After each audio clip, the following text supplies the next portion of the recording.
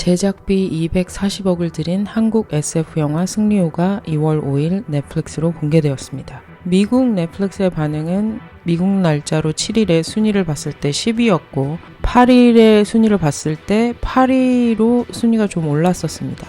그리고 오늘이 9일인데 오늘 제가 봤을 때는 이제 순위 밖으로 벗어났습니다. 최근 뉴스를 봤는데 꽤 많은 나라에서 1위를 하고 있다고 하네요. 미국처럼 1위를 하지 않은 나라도 있지만 승리호가 풀린 날 평균을 냈을 때 세계 넷플릭스 영화 부문 1위를 했다고 합니다. 불모지가 된 지구와 그와 대조되는 우주의 낙원이 존재하는 2092년을 배경으로 합니다. 빈부격차는 이제 우주로도 뻗어나가서 95%의 사람들은 불모지가 된 지구에 살거나 우주를 떠돌며 살아가고 5%만이 우주 낙원에서 살고 있습니다. 각각의 사연이 있는 3명의 인간과 한 로봇이 같은 우주선을 타고 다니며 고철이 된 우주에 떠도는 고장난 우주선 등등의 우주 쓰레기를 수집해 돈을 벌어 간간히 먹고 산다는 설정입니다. 여기에 폭탄이 내장되어 있어 위험군으로 분리되어 수배 중인 아이 모습을 한 AI를 이들의 우주선에 태우게 되면서 사건이 시작됩니다. 이 아이가 특별한 능력을 가진 인간임이 밝혀지고 이 아이를 보호하기 위한 고군분투가 시작됩니다. 아주 꽉 닫힌 결말의 해피 엔딩이니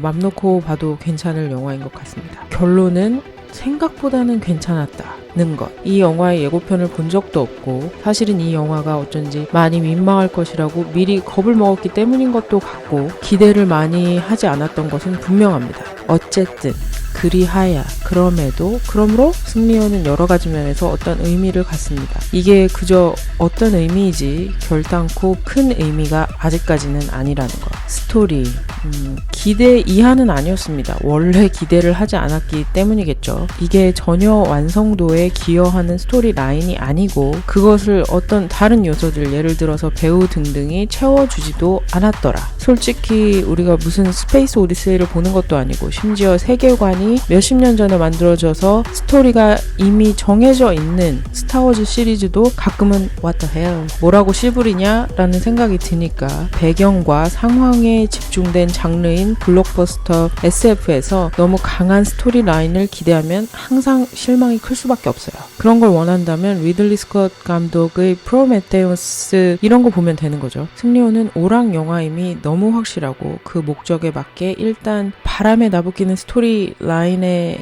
연약함 속에서도 볼거리 제공에 충실합니다. 크게 미치겠는 부분은 없었지만 몇몇 외국 배우들의 연기가 아주 볼상사나웠다.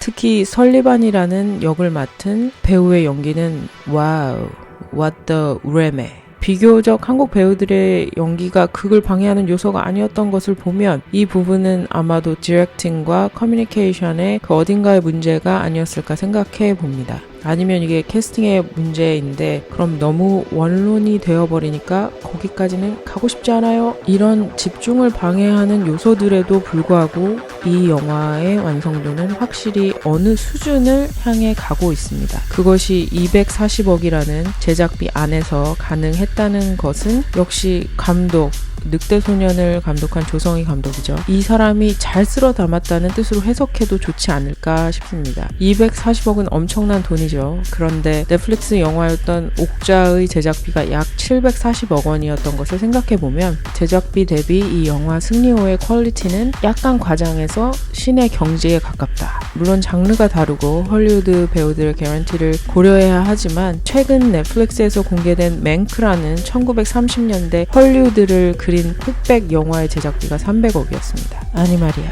넷플릭스는 말이야. 각성해야 됩니다. 이 돈으로 이 정도의 퀄리티가 나온다면 물론 이게 우리나라 인력으로만 완성된 것은 아니겠지만서도 한국 영화에 아주 큰 희망을 안고 더 미친 듯이 투자해야 하지 않나 하는 생각을 해봅니다. 승리호는 호평과 혹평이 다 가능한 영화입니다. 이 정도의 퀄리티를 유지하고 스토리 라인이 더 탄탄했다면 또는 인물 설정이 최큼이라도 더 흥미로웠다면 아마 우리는 이 영화를 더 좋아할 수도 있었을 것이겠죠? 러닝타임이 136분인 것도 스토리 라인이 더 탄탄했다면 참 쓰잘데기 없이 길다라는 생각을 안 하고 볼 수 있었을지 모릅니다. 결과적으로 이 영화가 별 3개에서 별 4개로 갈 수 없는 이유는 스토리 라인과 많이 식상한 인물 설정 등에 있습니다. 그러나 앞에서 말씀드렸듯이 이 영화의 완성도는 뭔가 앞으로 나올 한국 SF 장르 영화에 큰 기대를 하게 되는 계기임에는 틀림이 없습니다.